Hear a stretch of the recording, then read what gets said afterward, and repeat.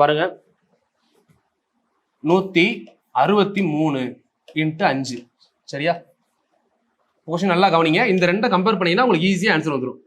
162 × 5 இது ரெண்டுக்கும் என்ன வித்தியாசம், நம்ம என்ன பண்றோம் பாருங்க. இப்ப 162னா இது கொடுத்துருக்கிறது ஆக்சுவலா இது என்ன நம்பரு? ஈவன் இரட்டைப்படை எண்ணா? ஈவன் அப்படின்னா இரட்டைப்படை எண் ஆர் இரட்டை எண். ஸோ இங்கே கொடுத்துருக்கிறது என்னது? ஆட் நம்பர் அல்லது ஒற்றை எண். சரிங்களா? இப்போ இந்த நம்பருக்கு என்ன பண்ணலாம்? ஈவன் நம்பரா இருந்தா டைரக்டா என்ன பண்ண போறோம்? பாதி ஆகிட்டு 0 சேர்க்க போறோம், அவ்வளவுதான். ஒற்றை எண்ணா இருந்தா லாஸ்ட் நம்பர் 1 பிரிக்க போறோம். 162 போட்டு இந்த 1 பிரிச்சுட்டு இந்த 1க்கு பதிலா பாதி ஆக்கிட்டு கூட 5 சேர்க்க போறோம். கூட 0 சேர்க்க போறோம், அங்க கூட 5 சேர்க்க போறோம். புரிஞ்சுதா? அந்த 5 சேர்க்கும் போது என்ன செய்யணும்? அந்த 1 பிரிச்சிடணும். அந்த 1க்காக 5 சேர்க்கிறோம். இப்போ சொல்லுங்க, 162ல பாதி எவ்வளோ? 81, ஒரு 0, ஆன்சர் 810. அப்போ 163னா 162 1 பிரிச்சிட்டோம்ல. அப்போ 162ல பாதி 81, இது ஒரு 5, 815. நல்லா புரிஞ்சிருக்கும்னு நினைக்கிறேன்.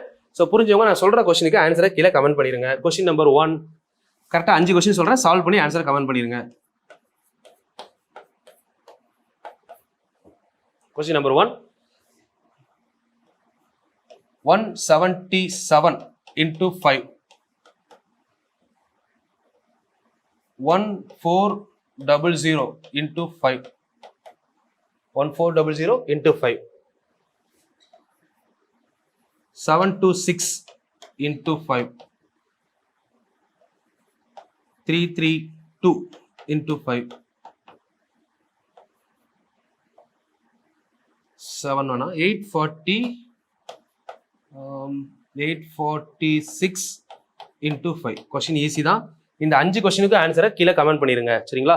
இது வந்து பாத்தீங்கன்னா செகண்ட் டேல ஒரு நம்பர் எப்படி 5ஆல பெருக்கலாம்னு பார்த்துருக்கோம். இது கூடவே வந்து பாத்தீங்கன்னா இன்னும் உங்களுக்கு இன்னொரு பேசிக் 5 ஸ்கொயரையும் சேர்த்து முடிச்சிடலாம். சரிங்களா? 5ஆல எப்படி பெருக்கலாம், பிளஸ் 5 தெரிஞ்ச விஷயம் ஒன்று, தெரியாத விஷயம் ஒன்று. அப்போ ஈஸியா இருக்கும் நமக்கு இன்னும்.